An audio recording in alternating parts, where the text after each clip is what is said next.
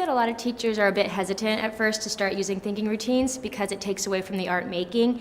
And in a classroom setting, there's such short amount of time for kids to engage with art.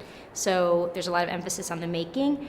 But I think that there's so much value in slowing down and actually teaching from the work, and the kids truly get into it. When teachers know they can break it down into see, think, and wonder, or based on literary strategies like nouns, verbs, adjectives, it gives them a great foundation and tools to work with so that kids have guidance when looking at art, and I think that truly pays off. Using thinking routines and looking at the art really builds context. When they have something to latch onto that grounds what they're going to go make, it strengthens their work significantly. That they can see it, and then they can take all of that sensory and add it into their own artwork. And so I think that taking that time to build the context, learn about the artist, the inspiration for it, what they see, the layers there, truly pays off. Their work is just so much stronger afterwards.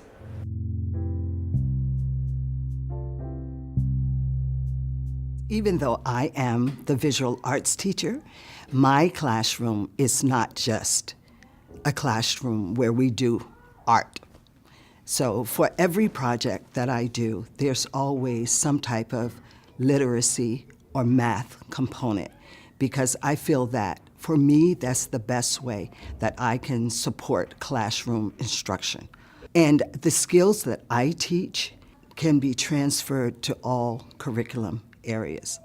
So sometimes I start art instruction with a thinking routine, and then sometimes we make the art first, and then we go to a thinking routine. They're not afraid to express themselves, and they've become so much more communicative. We have so many students from places all over the world, and that we can learn from one another.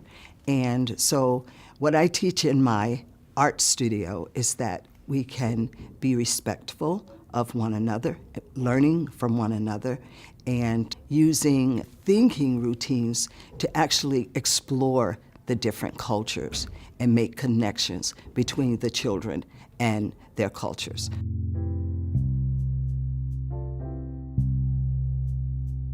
They now feel that looking at art and talking about art is something that they can do. It's for them. That means the museum is now for them.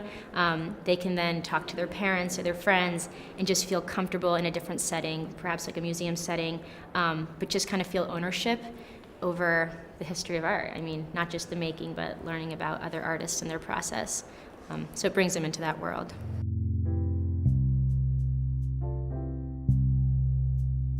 Sometimes I watch students in the studio and I wonder what they're doing, and I think, oh, I wonder what's going on there. And then when I read the thinking routine at the end of it in that reflection, I am sometimes so blown away by what they say and what they were thinking to begin with and where they end up off at the end of a unit or a lesson, and the change that has occurred at the higher level, and that really works for them because they can do these comparisons, they can make these connections, they can justify why they've done things through the use of the thinking routines.